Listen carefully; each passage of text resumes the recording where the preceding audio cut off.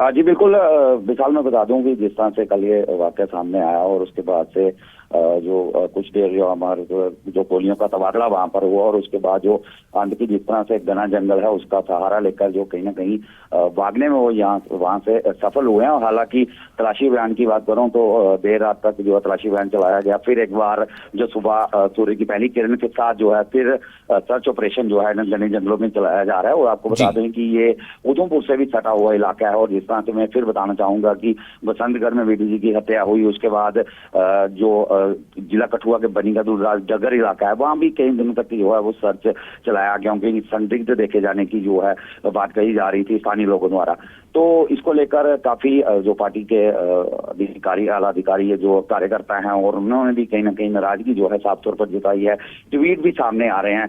और जिस तरह से चौधरी लाल सिंह की बात करूं तो कांग्रेस के नेता हैं, उनका भी कहना है कि कहीं ना कहीं विफल जो है वो सरकार इस पर हुई है। अगर लोगों की बात पर यकीन किया जाता, भरोसा किया जाता, तो कहीं ना कहीं इन तरह के जो हमले हैं उन पर जो है वो रोक लगाई जा सकती थी। उन्होंने कहा कि समय रहते जो है वो कार्रवाई नहीं की जा रही है इन पर। जी जी विशाल। जी चरणजीत, अब सवाल यहाँ पर ये पैदा होता है कि जाहिर है कि जब इस तरह की घटनाएं लगातार सामने आ रही हैं, और ख़ासतौर से जो एक ज़माने में कहा था कि कश्मीर वादी पर ज़्यादा उनका फोकस था दहशतगर्दों का, लेकिन अब दहशतगर्दी के ये वाक़यात जो है वो जम्मू संभाग में ज़्यादा देखने को मिल रहे हैं।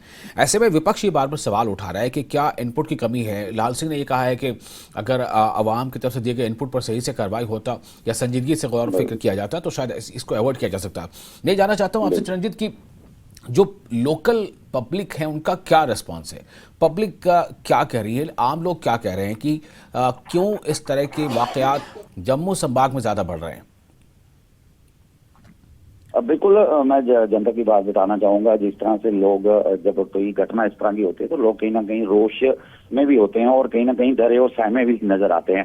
मैं बताना चाहूंगा कि आतंकियों ने एक बार फिर जो है वो अपने जो अंडरग्राउंड वर्कर है उनको फिर सक्रिय कर दिया है और जम्मू खिते को कहीं ना कहीं कोशिश की जा रही है कि दहलाया जाए। और मैं एक बात बताना चाहूंगा, जिस तरह से डीजीपी सोइन का भी पिछले दिनों एक बयान सामने आया, उन्होंने भी कहा है कि 2002 और 2005 के जो हालात है उन हालातों को फिर बनाने की कोशिश जो है जम्मू खिते में की जा रही है, लेकिन उन्हें नाकाम किया जाए। और उन्होंने कहा कि इनकी तादाद जो है वो भी अब कम रहेगी और इन्हें चुन चुन कर मारा जाएगा।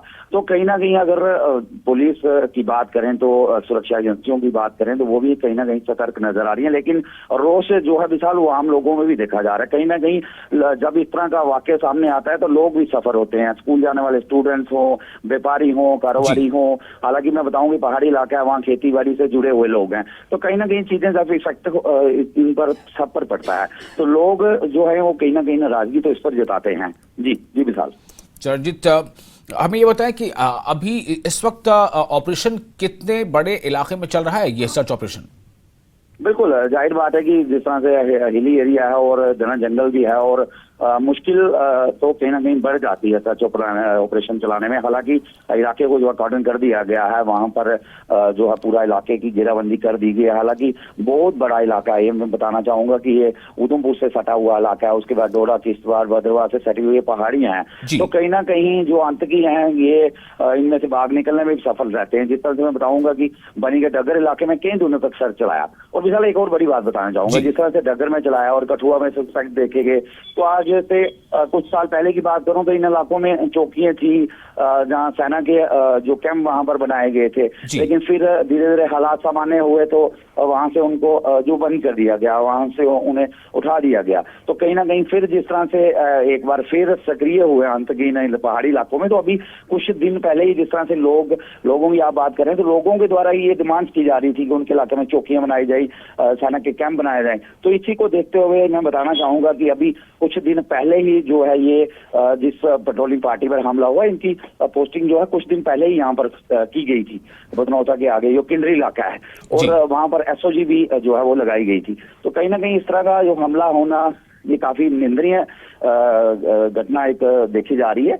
तो कहीं ना कहीं लोगों में जो है वो रोष साफ तौर पर देखा जा रहा है। और पहाड़ी और जंगल का जो सहारा लेकर जी। आतंकी जो है वो कहीं ना कहीं भागने में सफल हो जाते हैं। और कड़ी मुश्किल जो है कहीं ना कहीं इस उन्हें खोजने में आ रही है। जंगली इलाका है, पहाड़ी इलाका है, तो जिस तरह से कल घात लगाकर जो है हमला किया गया, तो कहीं ना कहीं अपनी और सुरक्षा को देखते हुए भी जो है वो सुरक्षा वाले यहाँ पर सर्च चला रहे हैं। जी जी साहब।